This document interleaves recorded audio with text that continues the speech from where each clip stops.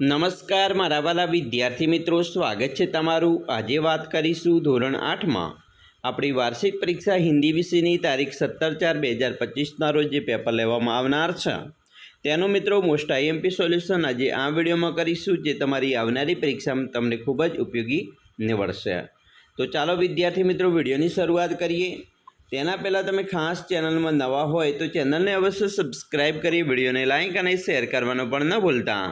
तो विद्यार्थी मित्रों આપણું 80 गुणનું જે પેપર છે તેની વાત કરીએ। सर्वप्रथम प्रश्न नंबर 1 છે, निम्नलिखित प्रश्नों के सही विकल्प चुनकर उत्तर लिखिए, जिसमें पहला प्रश्न है कंडला क्या है। तो उसका मित्रों आपको जवाब लिखने का यहाँ जो 4 विकल्प दिए गए हैं तो उसमें है सही जो उत्तर है कंडला एक बंदरगाह है, डी। बीजो प्रश्न है विनम्र ही पृथ्वी के वारिस होंगे, ये उक्ति खलगिया की है, तो ये उक्ति बाइबल की है।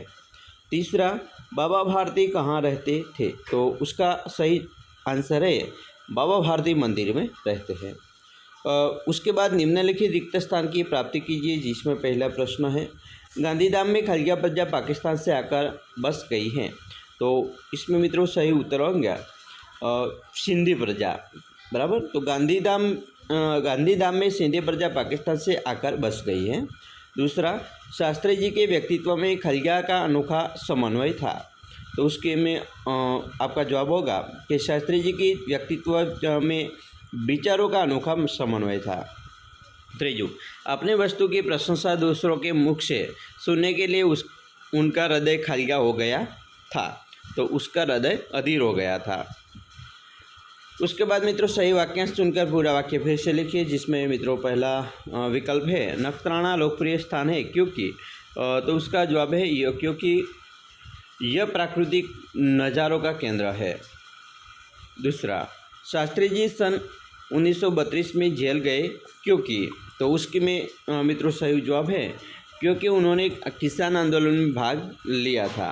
तीसरा, बाबा भारती की सारी रात अस्तबल में कटने लगी क्योंकि उन्हें घोड़ा चूरा जाने का डर था।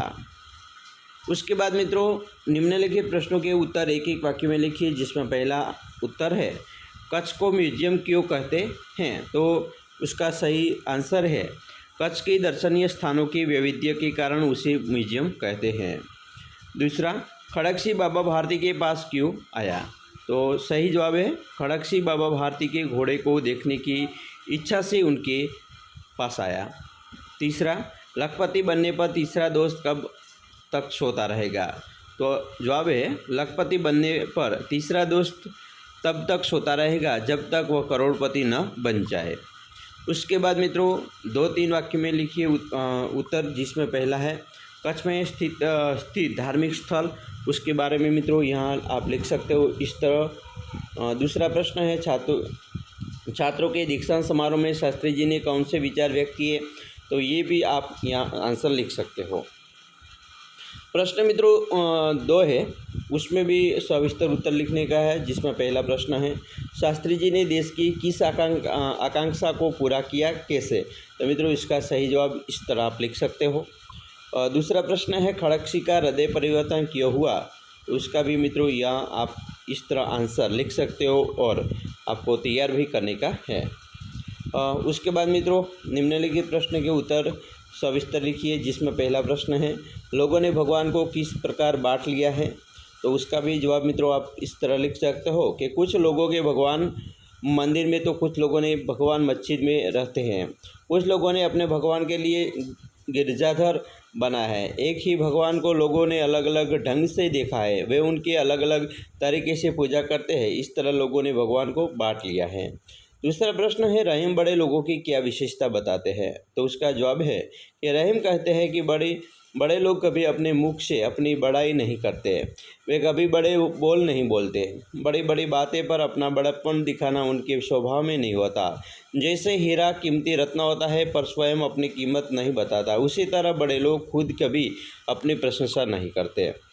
उसके बाद मित्रों आपको निम्नलिखित प्रश्न के उत्तर एक एक वाक्य में लिखने का, जिसमें पहला प्रश्न है कवि के अनुसार कौन सी मंजिल बहुत दूर है, आपको मित्रों कमेंट बॉक्स में जवाब लिखने का है।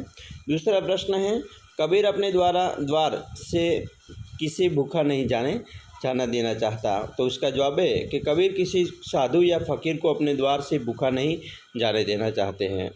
उसके बाद मित्रों सही विकल्प चुनकर उत्तर लिखिए, जिसमें पहला है विकल्प है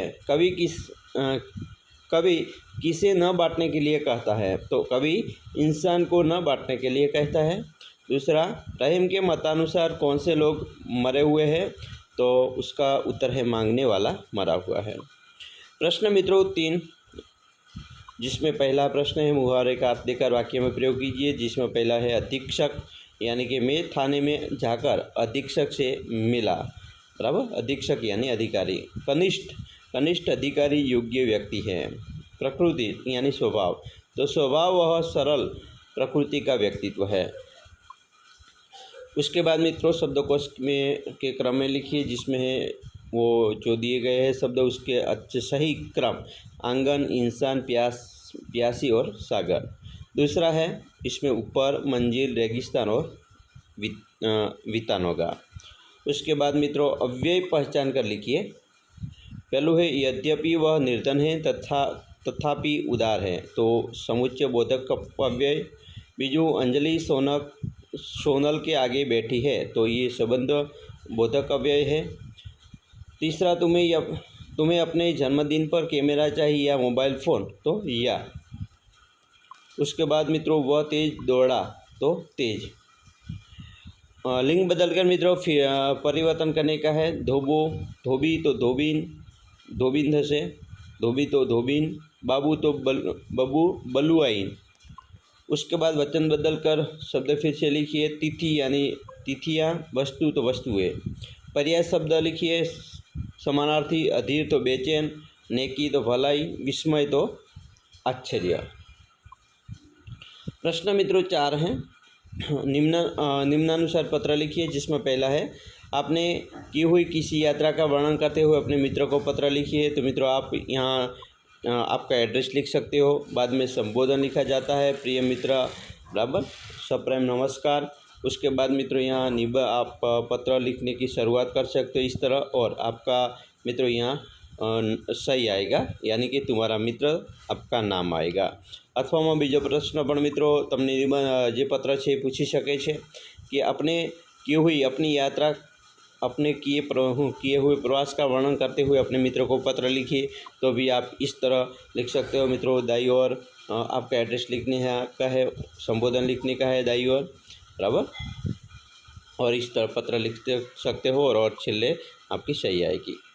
उसके बाद मित्रों निम्नलिखित रूपरेखा के आधार पर कहानी लिखकर शीर्षक एवं बोध लिखिए। तो मित्रों यहाँ कहानीना मुद्दा आपेला है। आ कहानीना मुद्दाना आधारे आप वार्ता भी लिख सकते हो, शीर्षक भी सही देने का है, बराबर। तो इस तरह मित्रों आप कहानी लिख सकते हो। उसके बाद मित्रों निम्नलिखित विषय पर 4 वाक्य लिखिए, जिसमें है पहला वाक्य हिंद छोड़ो आंदोलन। तो हिंद छोड़ो आंदोलन विषय मित्रों तमारे लखवानुं आवे तो आ रीते तमे लखी शको छो, आ वाँची लेवानुं रहेशे। प्रश्न 5 है, जेनी अंदर मित्रों तमारे एक निबंध लखवानो आवशे, जेम के एक डाकू की आत्मकथा, कर्मयोगी श्री लाल बहादुर शास्त्री और सुनीता विलियम्स। तो सुनीता विलियम्स विषे निबंध पूछाय तो आ रीते लखी शको छो, बाकीना निबंध तमे जाते तैयार करी शको छो। प्रदूषण विषे पूछाय तो पण आ रीते निबंध तमे तैयार करी शको छो। एक वाँची लेजो मित्रों। અને છેલ્લે મિત્રો તમારે માતૃભાષામાં અનુવાદ કરવાનો પૂછી શકે છે 4 ગુણમાં। તો તમને એક મિત્રો અહીંયા હિન્દીની અંદર બરાબર એક ફકરો આપેલો છે, એનો સંવાદ આપણે ગુજરાતી ભાષાની અંદર કરવાનો રહેશે આ રીતે, બરાબર। તો આવી રીતે તમારું પેપર પણ આવી શકે છે।